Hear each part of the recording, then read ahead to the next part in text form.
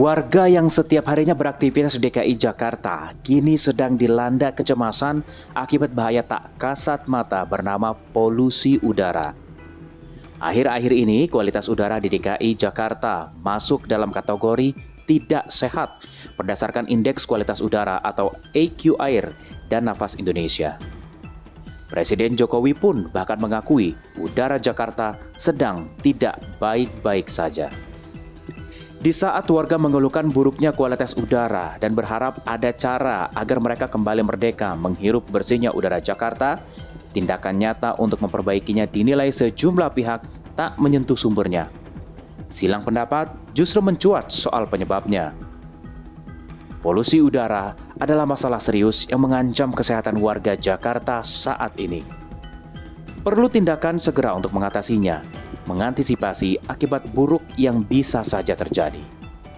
Bila tidak segera diatasi polusi udara seperti di Jakarta hari ini, suatu saat bisa jadi akan menjadi bencana senyap yang sudah sukar kita hindari. Lantas, masihkah ada cara dan waktu untuk menjadikan langit Jakarta kembali biru?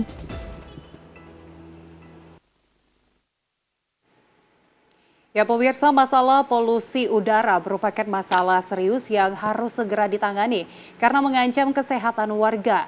Silang pendapat soal penyebab yang mencuat harus segera dihentikan untuk tindakan nyata mengatasinya agar langit Jakarta kembali biru. Untuk itu, kita akan mendiskusikan terkait hal ini dan telah bergabung bersama kami melalui Zoom yaitu Bapak Hardianto Kenneth selaku anggota Komisi D DPRD DKI Jakarta fraksi PDIP. Dan selain itu juga pemirsa kami juga mengundang Lucky Purwandari selaku Direktur Pengendalian Pencemaran Udara KLHK, namun hingga kini beliau masih belum bisa bergabung bersama kami dan kami nanti akan berusaha untuk menghubungi kembali. Dan kita akan lanjutkan perbincangan ini, saya ke Pak Kenneth. Selamat petang Pak Kenneth. Ya, sore Mbak Ginsi, apa kabar? Ya. Kabar saya baik Pak Kenneth. Pak Kenneth, apa kabar Pak dengan kondisi cuaca saat ini? Lagi kurang fit, makanya saya nggak berani ke studio, tadi diundang Mama Mbak Gusti Ayu ke studio, saya nggak berani datang, takut nularin yang lain. Lagi flu parah. Ya baik, dengan kondisi saat ini ya Pak. Ya Pak Kenneth, memang dalam kondisi saat ini, tadi Pak Kenneth juga sudah merasakan kondisi udara yang mengakibatkan ada flu, bapil gitu. Banyak juga masyarakat yang merasakan banyak ISPA. Nah beberapa waktu lalu Pak Kenneth juga sempat mengatakan ini perlu dibentuknya Satgas khusus untuk pengendalian kondisi polusi saat ini. Nah memang sedarurat itu kah Pak? Bukan Satgas Mbak, maksud saya gini, ini polusi udara ini kan memang saya lihat kan pada awalnya kan saya melihat kok teman-teman saya kayak yang teman-teman yang sekolah olahraga di luar kok merasa sekarang nggak seger udaranya gitu loh. Akhirnya saya telusurin lebih jauh, oh memang ada polusi. Nah akhirnya saya nggak tinggal diam, saya coba ke BMKG cari-cari data. Nah akhirnya terbukalah memang pada prinsipnya polusi Jakarta udah parah lah gitu loh. Jadi apa namanya partikulatnya udah ini apa namanya udah dalam kondisi apa nggak sehat Mbak gitu loh. Gitu loh Mbak. Ya makanya saya sarankan supaya DKI Jakarta itu agak bijak lah, bisa menerapkan tanggap darurat supaya kita bisa ada penanganan mitigasi lebih komprehensif gitu loh Mbak. Mengingatkan tanggal 5 dan tanggal 7 ya kita mau ada KTT ASEAN ya di Expo ya Jakarta ya. Ini kan ya saya khawatir nanti bisa jadi cerminan buruk lah buat kita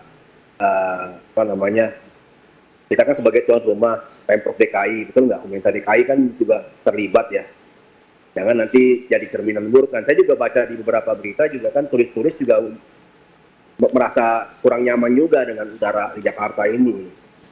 Jadi hidungnya gatel-gatel, sakit hidungnya ya. Saya baca di beberapa berita juga udah merilis seperti itu. Ini kan ada suatu permasalahan di sini. Ya kita harus waspada gitu loh. Harus ada mitigasi yang serius gitu loh. Lalu sejauh ini apa yang sudah dilakukan oleh DPRD, Pak Kenneth? Ya, DPRD selama ini kan kemarin kan ada demo ya, demo dari aktivis mana saya nggak gitu paham. Saya kebetulan lagi di lapangan juga. Apa namanya? Saya lagi kan kebetulan kan reses terhadap aktivis saya kan.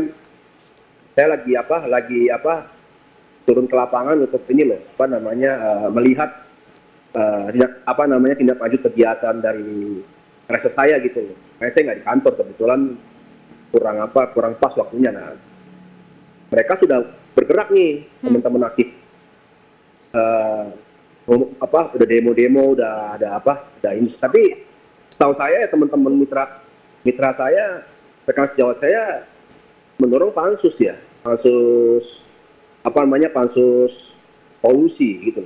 Hanya sekadar hanya sampai di sana sih yang saya lihat ya. Iya. Lalu bagaimana pansusnya, Pak? Berarti sejauh ini sudah dibentuk atau masih dalam rencana? Kalau menurut saya, Mbak, pansus ini saya rasa kurang ya? tepat, nggak relevan lah dengan kondisi sekarang. Kalau yang sebelumnya itu yang kondisi kabel, kalau pansus saya rasa tepat. Sekarang ini kan kita butuh gerak cepat.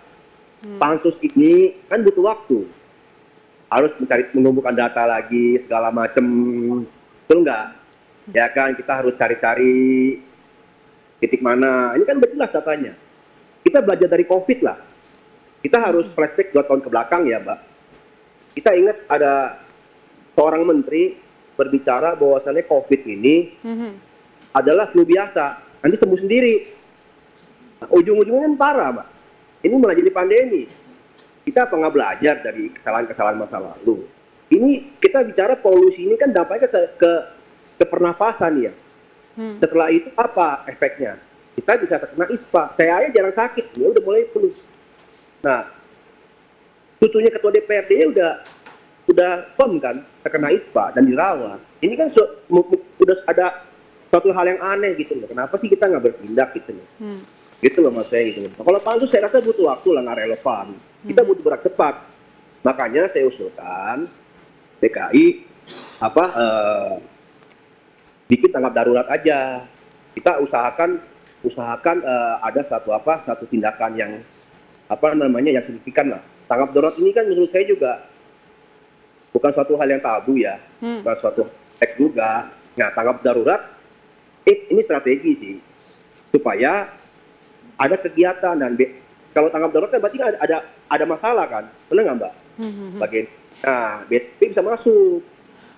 Berarti gitu dalam loh. hal ini menurut Pak Kenneth memang saat ini perlunya status tanggap darurat, tapi untuk pansus maupun satgas masih kurang ya Pak, tidak begitu untuk Silakan aja kalau diperlukan. teman-teman, ini kan kita kembali ke pimpinan ya. Kalau pimpinan menganggap layak ya nggak apa-apa. Kalau saya pribadi, saya udah ke BMKG, saya udah lihat data dari mereka, dari satelit. Jadi memang kalau pansus ini kan menyangkut pernapasan ya. Ini nyawa loh istilah, dan kita tahu ini kok ada polusi gitu loh. Tapi Pak Kenneth, ini menariknya dari KLHK sendiri sudah membentuk Satgas Pengendalian dan Supervisi Pencemaran Udara di Jabodetabek. Tanggapan Pak Kenneth seperti apa? Iya, terus kalau menurut saya supervisi boleh. Kan KLHK kan sifatnya saya nyelesai. Jelas nggak Mbak suara saya Mbak? Jelas Pak Kenneth. Ya, halo? Ya silakan Pak Kenneth, saya bisa mendengar suara Bapak. Pak Kenneth bisa mendengar suara saya? Halo?